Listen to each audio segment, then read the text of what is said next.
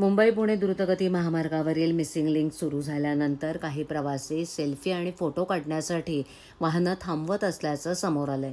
मात्र हा प्रकार आता प्रवाशांना महागात पडणार असून महामार्ग पोलिसांनी यावर कठोर कारवाई सुरू केली आहे.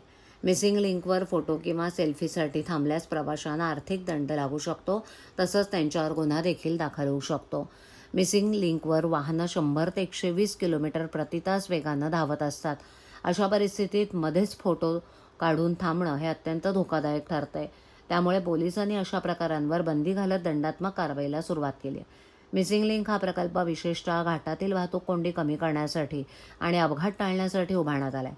अशा ठिकाणी वाहन थांबवणं म्हणजे स्वतःचा आणि इतरांचा जीव धोक्यात घालणं ठरतंय.